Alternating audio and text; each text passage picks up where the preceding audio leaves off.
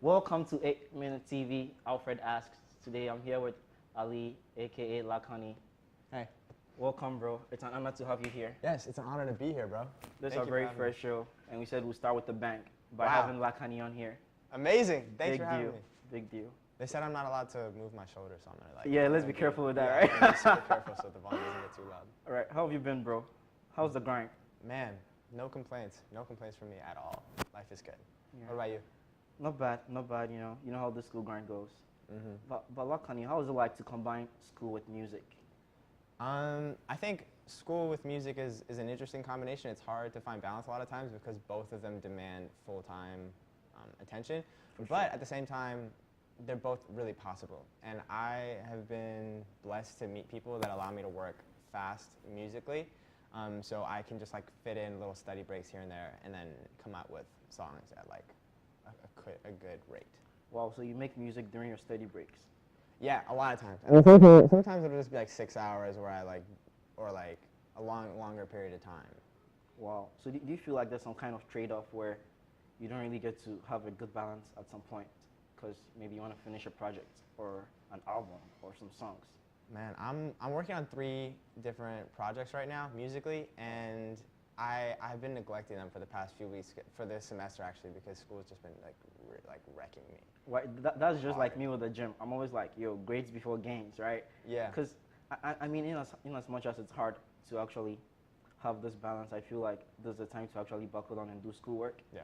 But then again, we have this kind of situation where we have other passions like working out or music, right? Exactly. Yeah. So it gets to a point where you're just like, okay, how do I combine the two? Yeah. And it's challenging sometimes. I've been listening to your songs a lot. I really like Crocs and Socks. Yeah. That's funny. Bro, that was deep. I like Game Plan. I think these are in my top 2 for real. Yeah. Your lyrics though, very touching. I heard you say one time that you're a miracle to mental health. Yeah, I'm a miracle of mental wealth, I think it was. Mental wealth. Yeah, but I mean same thing basically. Right. What does that even mean? I think it was kind of inspired by having conversations with people over the summer and sort of speaking to therapists and different things and understanding that I like to brush off or not consider the amount of stuff that has happened in my life because I don't think that it's really not much compared to a lot of other people. So there's like almost like an imposter syndrome for your own mental trauma and things like that. But I consider it as like, yeah, my parents went through 2 divorces. Like my mom had depression for a long part of my life. My dad was in and out of the house. And he's a great father, but he wasn't around a lot when I was younger and things. And I don't realize how much it affects me sometimes. And different family issues with drug addiction and all these sorts of different variables that were just around the house. And I turned out really stable, which is awesome, and which wouldn't happen without a great family. So I just kind of look at my own final product and like discount everything that happened, but then things will come up here and there that I'll remember. Like I get really touchy when people bring up certain topics. Like when people bring up drug addiction as like a casual thing, it kind of like sets me off sometimes. Like when I'm not guarding myself, it'll set me off because I've seen like people that I love like succumb to these sorts of things. So right. if I don't like have my eye on myself, then like right.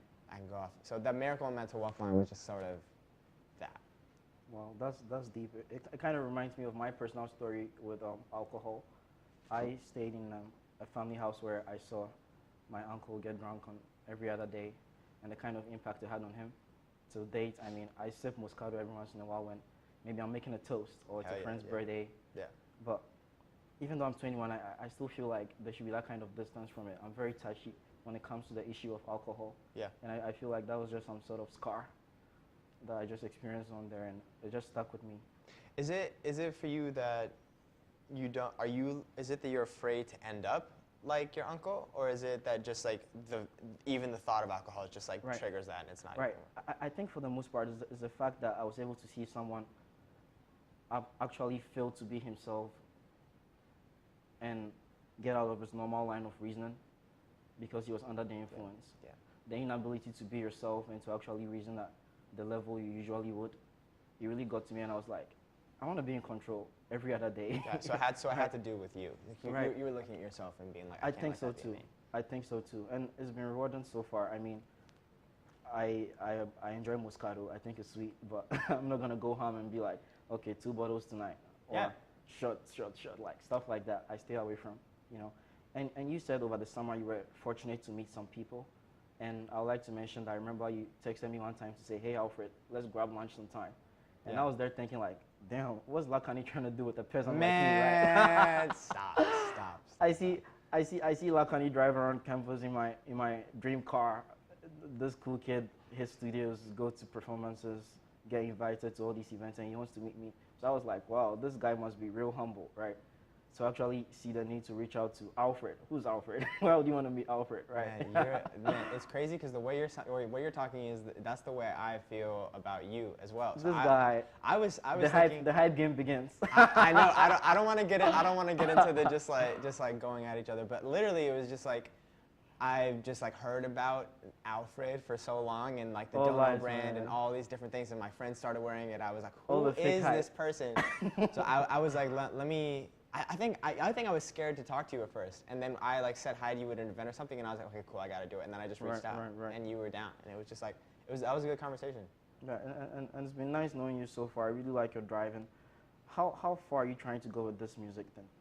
All the way. Like I don't even know if it's insulting to call it a music thing because it's probably way more personal to you than a music thing. I mean, it is. Right. It's the music thing, yeah. Okay. How far do I want to take the music? Yeah, I want to take it far. I want to make it my life. Yeah. Right. And congrats on 1 million streams. Thank you. That's mind blowing.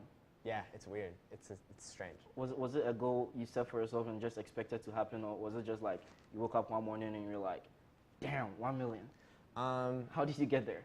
Vandy has made me very numbers oriented, so I was watching and doing the math on projecting when it was going to happen, and I didn't know if it was going to happen this year, but it happened. It happened in October. Wow. Then the rates of streams started going up a little bit. That's crazy. So do you get to do concert tours and events and stuff like that? We're talking about a little summer tour, but I don't know if it'll happen. Yo, put me on.